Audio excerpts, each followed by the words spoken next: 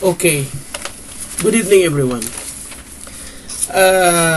Today is the first lecture of the course Business Law 223, which has the title of the Regulatory Framework and Legal Issues, which will include negotiable instruments, agency, credit transactions, banking laws, and special topics.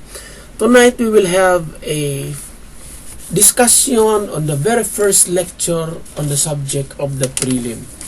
As I've said, this course is supposed to cover at least 3 semesters of lecture.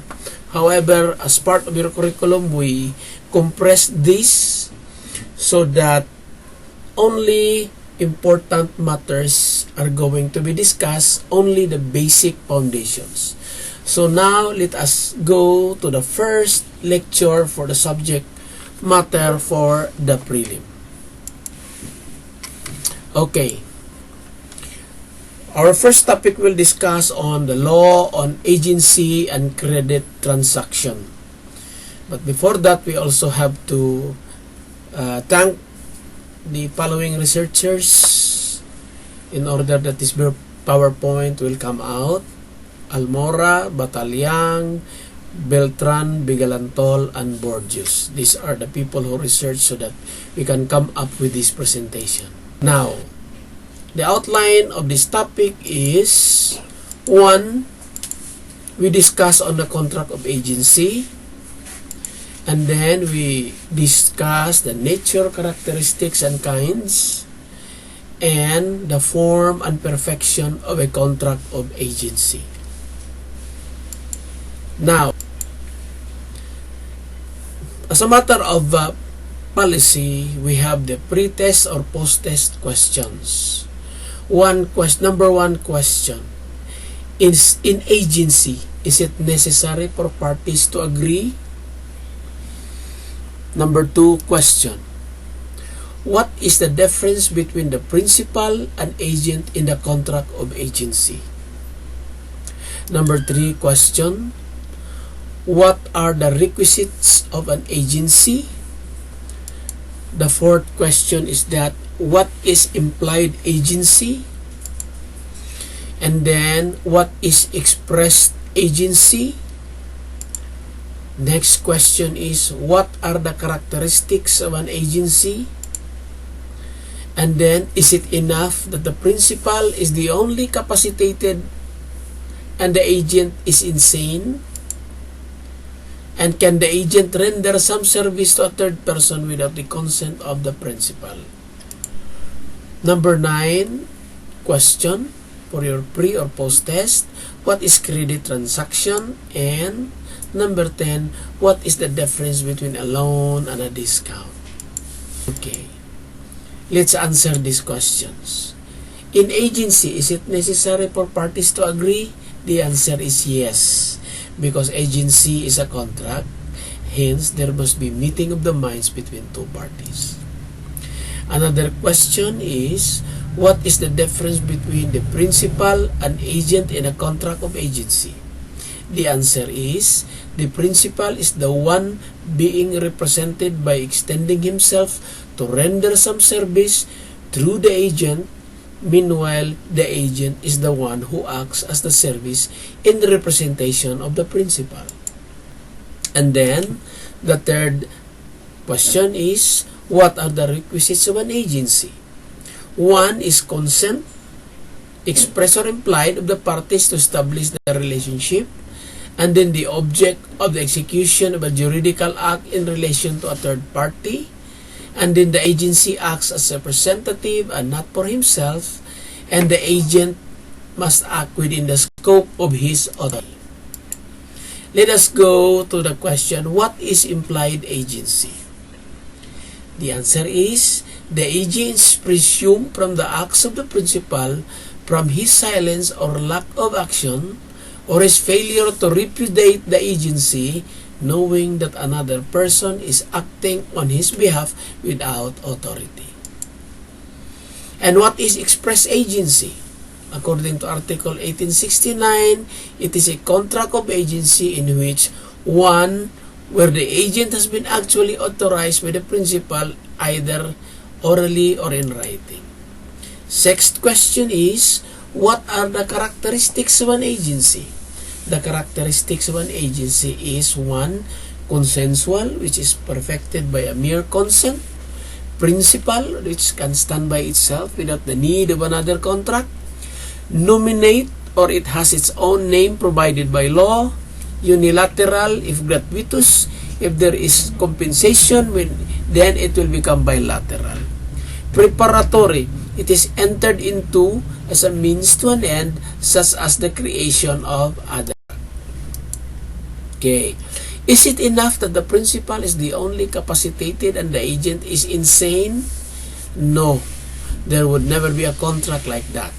Because both party, which is principal and agent, must be capacitated before rendering a service to a third party. Number 8. Can an agent render some service to a third person without the consent of the principal? The answer is in the negative. No. According to Article 1868, a person or an agent has the power to contract with a third person on behalf of the principal only if there is consent or authorization by the principal. However, if it is based on the acts of the principal from his silence or lack of action, then the agency is presumed impliedly without the consent of the principal. And then, the 9th question is, what is credit transaction? Credit transaction is that all transaction involving the purchase or loan of goods, services, or money in the present with a promise to pay or deliver in the future. Number 10. What is the difference between a loan and a discount? The answer is, in loan, the interest is taken at the expiration of the period, while in a discount, interest is deducted in advance. Okay, those are the questions, whether in pre-test or in the post-test, because we are intending to give to you all these pre-test or post-test at the end of the lecture. Now, let us discuss Article 1868. It said that by the contract of agency, a person binds himself to render some service or to do something in representation or on himself or another with the consent of authority or authority of the latter. So it is clear that the definition of agency can be found under Article 1868. Now, what is a concept? What is the concept of the contract of agency?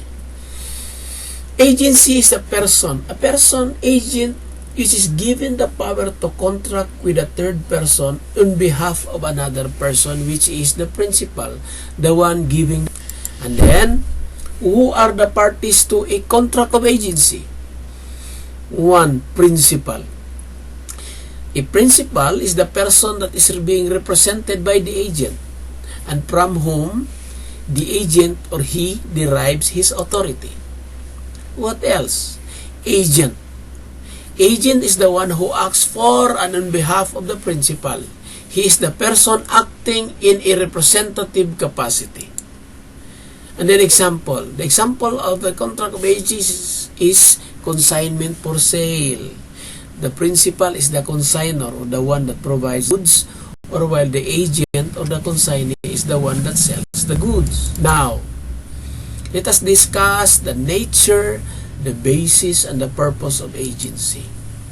What is the nature of agency? The nature is, since the agency is a contract, it is essential that the parties meet to make it. So there must be a contract. There should be a contract. There should be a meeting of the minds. And then, what is the basis? The basis of agency is that the agency is also a representative relation. The agent renders some service or does something in representation or on behalf of another. Now, what is the purpose? The purpose of the agency is to extend the personality of the principal through the facility of the agent to render some service or to do or something. Okay. What is the capacity of the parties? To the principal, he may be natural or a juridical person. He must also be capacitated. The rule is if a person is capacitated to act for himself or his own right, he can also act through an agent. And that the agent is not liable where he was ignorant of the principal's incapacity. Take note of that. What about the agent? What is his capacity? Insofar as the third person is concerned, it is enough that the principal is capacitated. What else? Insofar as his obligations to his principals are concerned, the agent must be able to bind himself. What else? But as an agent, some mental capacity is necessary, so those who are absolutely capacitated are not included. Okay. What are the elements of the contract of agency? There must be consent. And this consent should be expressed or implied of the parties to establish a relationship. Number 2, the object is the execution of a juridical act in relation to a third person. Number 3, the agent acts as a representative and not for himself. And number 4, agent acts within the scope of. Now, what are the characteristics of a contract of agency? 1, it is consensual, meaning it is perfected by mere consent. Number 2, it is principal, meaning a contract of agency can stand by itself without the need of another contract. Number 3, nominate, meaning to say a contract of agency has its own name that is provided by law.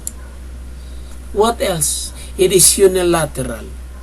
Unilateral, meaning it is one that has the task or given the mission or the authority to give the mission. But if it is gratuitous, meaning if it is gratuitous, coming from liberality, if there is a compensation, then it will become bilateral. Okay. Preparatory.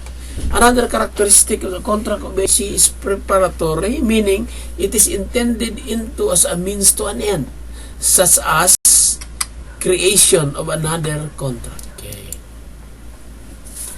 Let us talk about the general rule. Anything can be the subject of a contract of agency. In other words, all things, all services can be a subject of services, of a contract of agency. What are the exceptions? Personal acts. If a personal performance is required by law or public policy or the agreement of the parties. Example, marriage. Can you do proxy marriage in the Philippines? No. Can you contract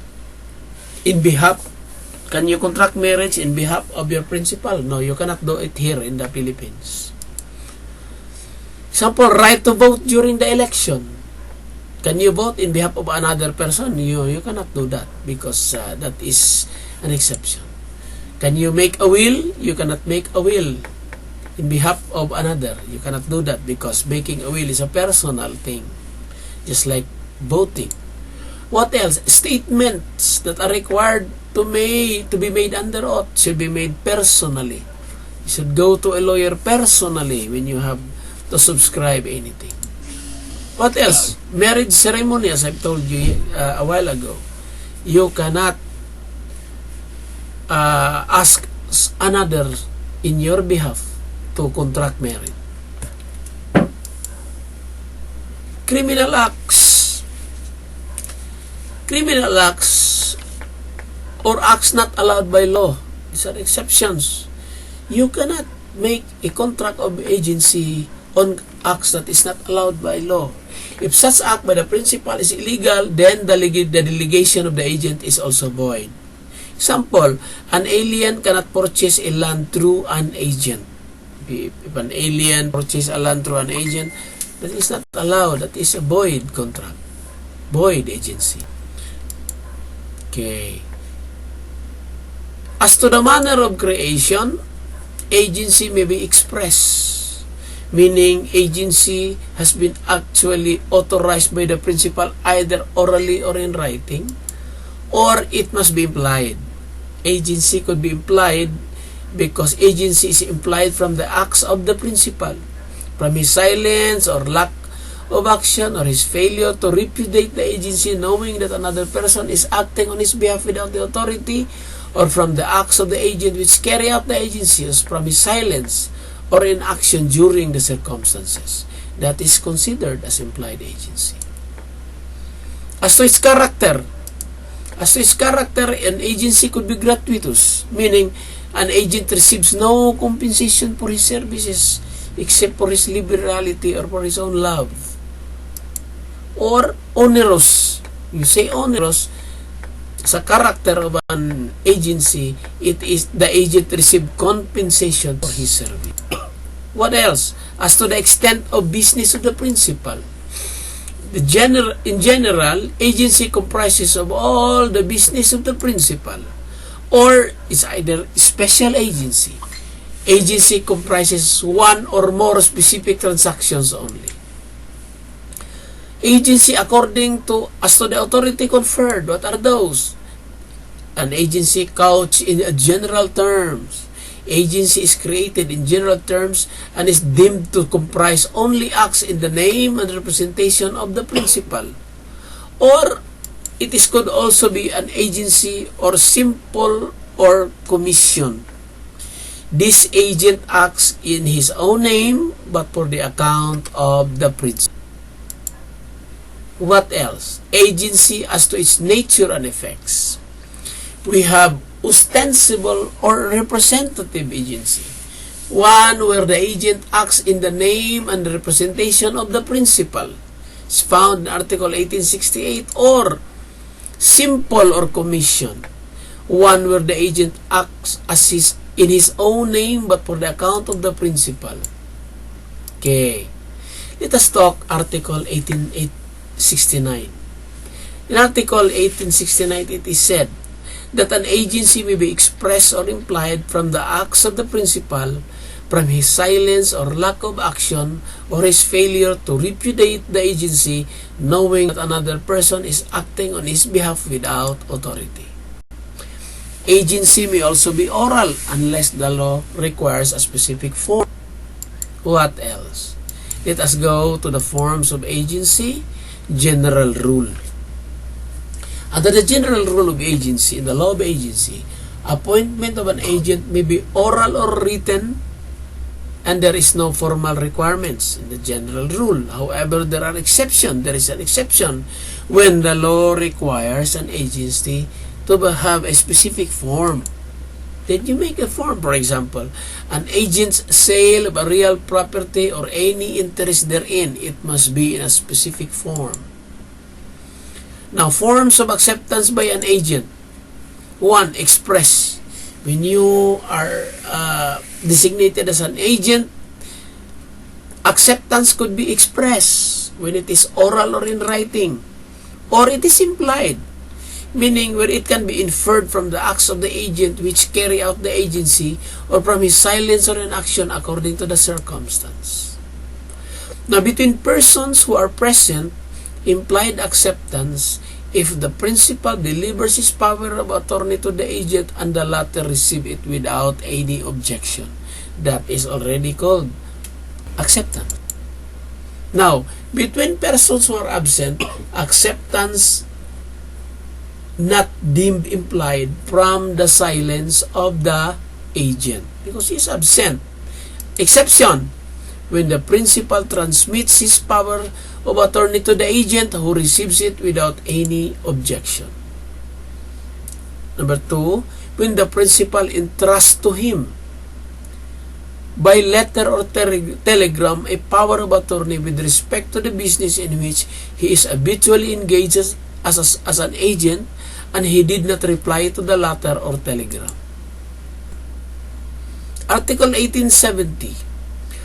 An acceptance by the agent may also be expressed or implied from his acts which carry out the agency, or from his silence or in action according to the circumstance. Agency may be implied from the circumstances. 1. Acts of the principal, or principal silence or lack of action or failure to repudiate. Let us talk to Article Let's go to Article 1871. It is said that between persons who are present, the acceptance of the agency may also be implied if the principal delivers his power of attorney to the agent and the latter receives it without any objection. Article 1872. Between persons who are absent, the acceptance of the agency cannot be implied from the silence of the agent except 1. When the principal transmits his power of attorney to the agent who receives it without any objection. What else? When the principal entrusts to him by letter or telegram a power of attorney with respect to the business in which he is habitually engaged as an agent and he did not reply to the letter or telegram. What else? Article 1873.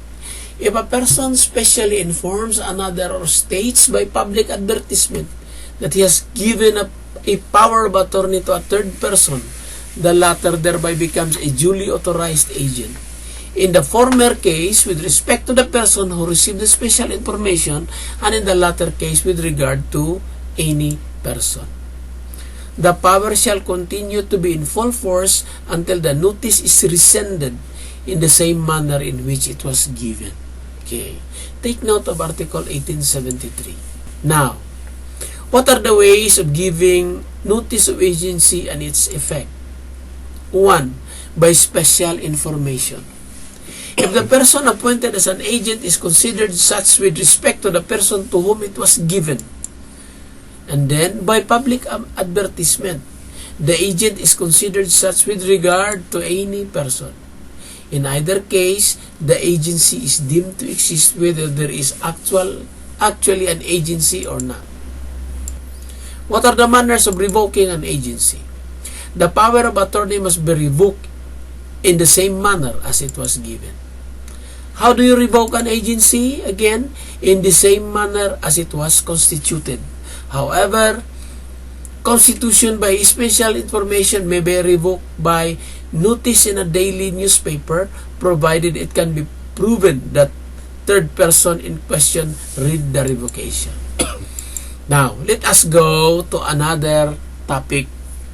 As I've told you, our subject, Business Law 223, is a complex mix of business laws.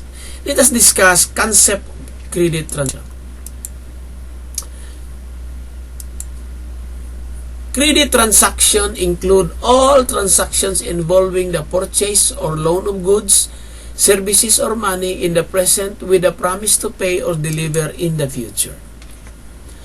Credit transactions are usually contracts of security. Now, what are the two types of security? Means something given. One, secured transactions or contracts of real security. Enforcement. One, this is supported by collateral or an obligation of the property. This is example, pledge, mortgage, anti-crisis, etc. And the second is unsecured transactions or contracts of personal security. Secured or supported, which is secured or supported only by a promise to pay or the personal commitment of another. Example is guarantee, surety. Okay. Let us talk about bailment. What is bailment? Bailment is the delivery of property from one person to another in trust for the specific purpose and is returned when special purpose is accomplished. That is bailment. What are the parties to bailment? One, the bailor, or in other words, commodatario, or the giver, the party who delivers the possession or custody of the thing bailed. The bailee, or the commodante, is called the recipient, the party who receives the possession or custody of the thing bailed. In bailment, there is also involved a substantial measure of control over the property rather than just a custody. Now, what are the kinds of contractual bailment? One, those for the sole benefit of the bailor. Number two, gratuitous deposit. And it is a mandatum, where bailment of goods without recompense. This is gratuitous with obligations imposed by law. Another kinds of contractual bailment, those for the sole benefit of the bailee. What are those? Comodatum and gratuitous or simple loan or mutuum. These are gratuitous with obligations imposed by law. And those for the benefit of both parties or mutual benefit bailments. These are deposit for compensation and usually resulting from business transactions. Example of this is involuntary deposit or bailments for hire and pledge. Okay. Kinds of bailment for hire. Kinds of bailment for hire arises when goods are left with the bailee for some use or service by him, and it's always for compensation. Hire of things, kinds of bailment, hire of things, or lecassure, where goods are delivered for the temporary use of the hirer or the lease. Or hire of service or services, locatio operis faciendae, where goods are delivered for some work or labor upon it by the bailee. Example, contract of piece of work. What else?